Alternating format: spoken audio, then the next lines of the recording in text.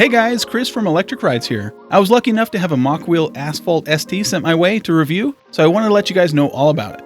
As the name would imply, the Asphalt ST is the step-through version of Mokwheel's city/commuter styled e-bike, built mainly for paved roads with its slimmer 2.4-inch wide tires, with a street tread pattern and upright riding position.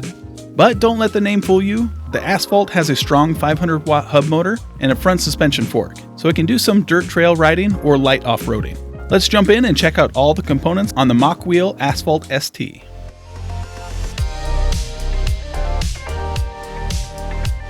We'll start with the front wheel, of course, is a street tread, 27.5-inch by 2.4-inch tread on that tire. It is a street tread, but it definitely looks like it would give you some grip on dirt trails or anything like that. Good for asphalt, hard-packed dirt or gravel or anything like that, but anything more, you're like sand or anything, you're definitely going to want a knobby tire and a little bit fatter. It is a mountain bike size tire, so it's kind of like a mix between comfort and nimbleness for the 2.4-inch wide on this bike, but so it's a nice mix of both. Coming down to the brakes, these are 180 millimeter rotors from Tektro hydraulic disc brakes, so good quality brakes on there, which is nice to see on really this price point. I would expected a no-name brand or maybe like an off-brand, like maybe Nut or something like that. So it's nice to see a good quality component on there. It has really great stopping power. I really slammed the brakes on this one and skidded along. Sometimes that's hard to do on some of these bikes, but hydraulic brakes are really the way to go on e-bikes, I'd say. Going up from there, they gave us a front fork suspension with lockout adjustments. Really nice quality. I didn't bottom out or anything like that, but it seems like I got pretty close to it. But nice smooth ride, even in off-roading. The little bit of off-roading I did. It came with a really bright headlight. I like that it has two bulbs on this, a little bit better spread than what you normally get on some of these standard e-bike headlights. It is really, really nice. Well, I'll have to ride this at night and see just how much it lights up the path, but I don't think I'll have any complaints. The bike itself comes with fenders, but there seems to be a problem. They'll send me out a new one, so I'll put that on there. But the back fender, I haven't had any problems with it. No rattling or anything like that, so I imagine there shouldn't be any issues with this one either. Going up from there, I like the cable management. I like these little, kind of like the old phone wraps. Makes a nice clean. It's a lot better looking than what you get with excuse me for the front runner. It's a lot better looking than what you get with just zip ties. Those neoprene kind of wraps that you see on some bikes, they get dirty since they're cloth. So I don't really like those either. Going up, like I said, Tektro brakes. Nice, I'd say these are about 2-finger thumb throttle. On the left, it's a nice quality throttle too. Like some of these are a little bit janky where like you can tell they're just like a cheap plastic trigger. So there's a lot of sensitivity to this. You can just barely touch it and it'll give you power, or you can mash it down there and pin it and it'll give you a full power there. Display controls here, horn down in the bottom, light just for the headlight and tail light, up and down to go up and down on your pedal assist, and then of course your power button there. And on the left hand side, it is a nice compact. It seems like a high quality. The buttons are quality. It would be nice to have this somewhere else. I feel like when I'm riding, like I have to mentally like understand or pay attention to what I'm doing, and it's not like second nature to me to just push over there and hit the buttons. I have to look over at what I'm doing. Since all the buttons kind of line up, there's especially when you have gloves on, there's no really differentiating feel between the buttons, and so you can start hitting a button and not knowing which button you're pushing before it actually does something. Swept-back handlebars, which is typical for these commuter style bikes. Nice comfortable riding position, your hand positions on there. Oh yeah, I forgot the grips. The grips, they're nice and quality grippy. I don't feel like they're gonna twist on me or anything like that. I guess if you look at their logo, it did kind of twist on me, but it doesn't feel like it twists because it doesn't have that little comfort little pad on there that jutes out. So that's a good thing, but also they're a little bit hard. They're a little bit softer than what you can probably see on camera, but with long riding sessions, I would imagine these might get a little bit uncomfortable since they're not comfort. They don't have that little hand rest pad on there, but those are easily switched out. You can probably pop whatever grips we want on there, since they're standard sizes. It's not like there's one that's a half grip on this, so you can put any kind of grips that you want on this bike. Turn on the display here. Oh, there you go. Hello. Nice color display. I'm not sure if you can see it in the sun, but a nice color display. Not too big, not too small. So a nice size there. You can move it around. I don't like that it doesn't give you a real battery readout. Like, where's my battery bar? Is it on the side here? You have to count up how many bars there are to get a good reading. You just can't glance at it and go, okay, well, I got a 90% battery. I don't know. There's no voltage readout, so I like displays that give you a voltage readout of the battery, just so you can know how much you have remaining on there. It doesn't give you from what I can see, a way to switch, but there's no like wattage readout, which would be nice. Voltage readout, so you can get a better battery idea. Phone holder didn't come with it, so let's imagine it without that. Trigger shifter on here. It is a Shimano trigger. I like the trigger ones. Stem is adjustable. You can come up here and adjust the stem to different heights and put that more upright. This is just your standard, most comfortable position for me, at least. Coming down here, this one is like a charcoal kind of gray kind of finish. It looks a little bit more bronze in the sunlight here, but it's real nice paint, kind of a matte finish, not glossy, but it looks really nice in the sun. Keyhole here, pop off the battery. We'll do that real quick. Solid battery. It seems like it's metal, aluminum, or something versus a plastic battery, where some bikes where they get you like a plastic kind of battery and you feel like it's just gonna fall apart. This one seems like it's solid. Pedals here, standard pedals. Coming up here shows that it's just a 500 watt class 2 e-bike at 20 miles per hour at the class 2 speeds.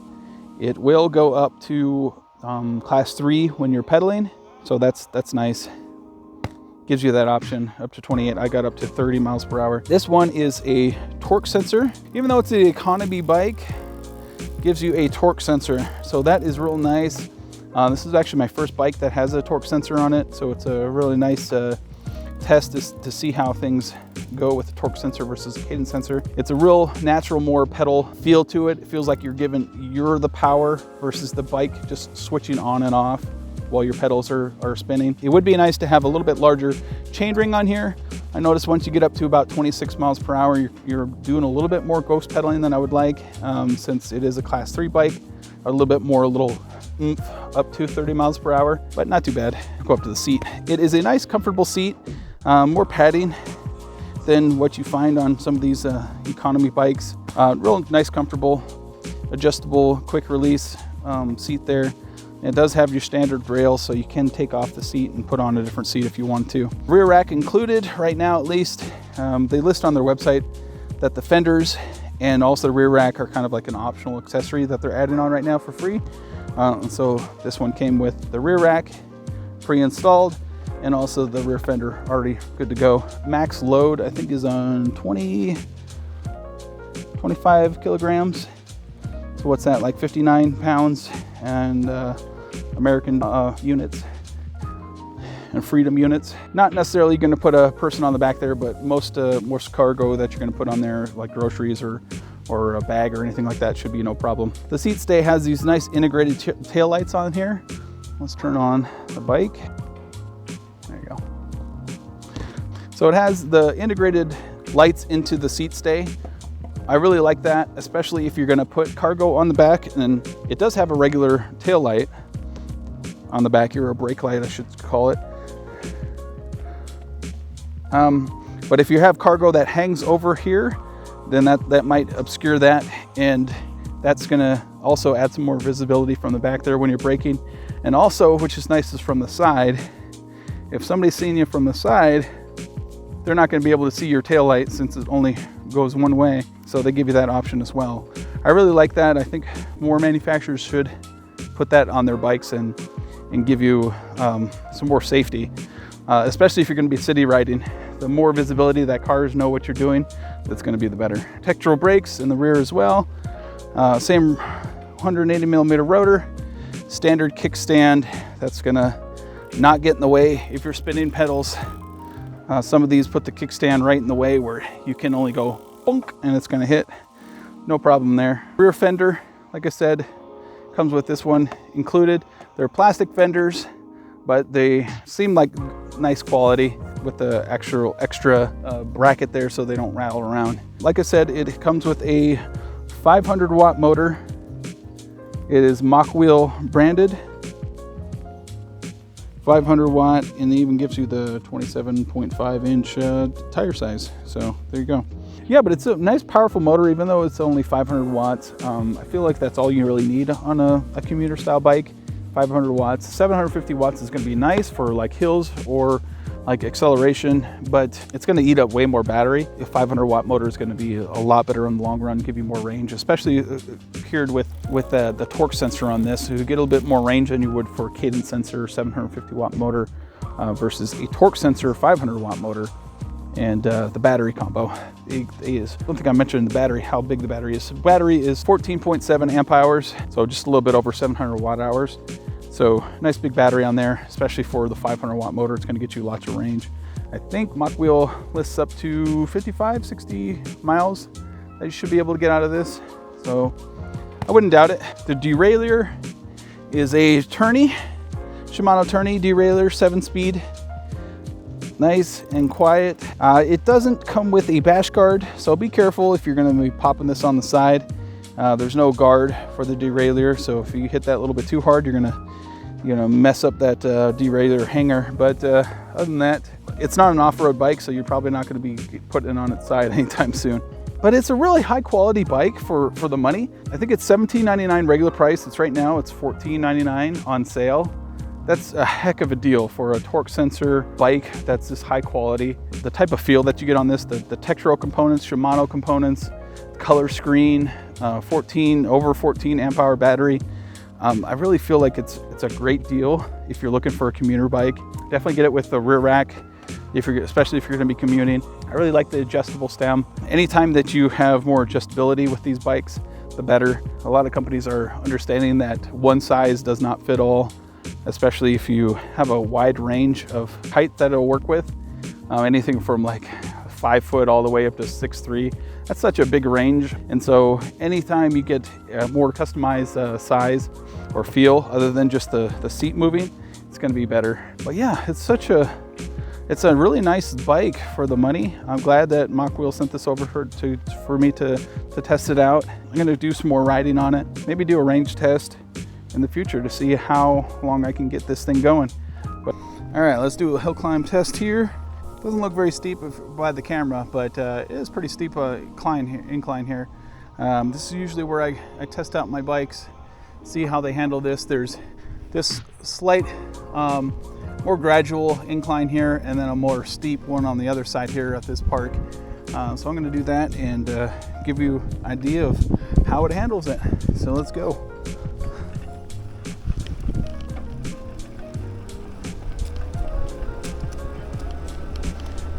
Gaining speed, 11 miles per hour, up to 12 by the top here, so no problem at all with this incline. I've had 750 watt motors that had a little bit more trouble with that incline there. This is the more steep incline on this side here, so we'll try that out. A little bit more rolling.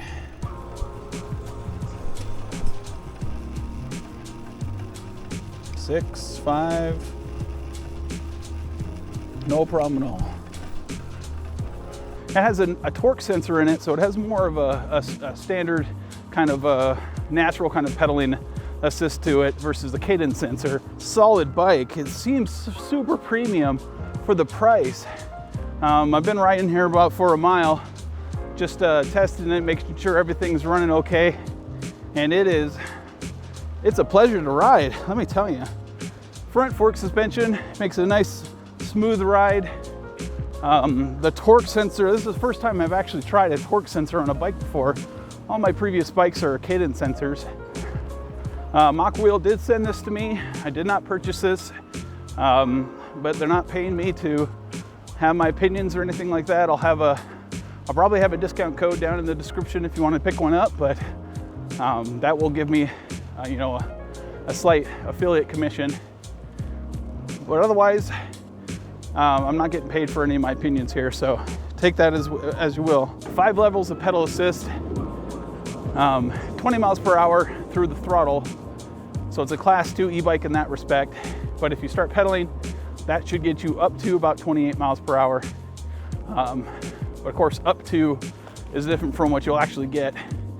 I'm a bigger guy, so I think I maxed out at like 27, 26 miles per hour so far. This is the step-through version, so it has an adjustable stem, which is real nice. I think I need to adjust it though. I'm leaning over a little too much more than I would like. One thing I don't like about it, the grips are a little bit hard. It would be nice to have a little bit more padding in these grips, so because when you do lean over and your weight is distributed more onto your hands and onto your front end, I can imagine it's gonna feel a little tough, a little sore on those longer rides versus some of the comfort grips that have a little bit more of a scoop to them. I like the nice color display on this. It's really nice looking, not too small, not too big. Gives you your trip, time, power level, like economy level, power, standard. One thing I would like to see is a actual readout of your wattage level. Let's do some off-roading here. Whew. A suspension seat post would be nice on this, since it is a hardtail, but not necessarily needed.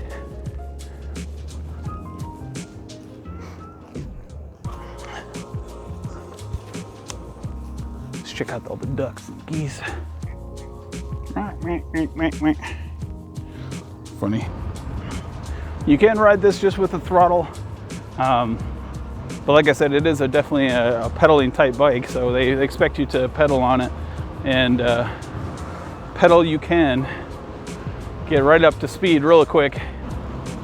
All right, pedal assist 5 speed test. See how fast I can get up to. 27, 28, 29, 30, 30, 30.2 is the fastest I saw. I really can't say enough good things about this bike. It's fun to ride and high quality. This, of course, is the step-through frame version, but it does also come in a high-step style as well. At the time of me recording this video, both frame versions have a regular price of $17.99, but are on sale for $300 off, so $14.99. In comparison, I just recently reviewed the Rad Power Bikes Rad City 5 Plus step-through, which stat for stat match up pretty evenly against the Asphalt, and in some instances, the Mokwheel actually beats out the more expensive Rad City. If you're looking to purchase a Mokwheel for yourself, I'll leave a link down in the description of this video. Doing this does support my channel and helps me to make more videos like this one, so it's most appreciated. Otherwise, if you were looking just to watch another video, YouTube thinks that you'll like this one right here. I thank you for watching and hope that you keep riding.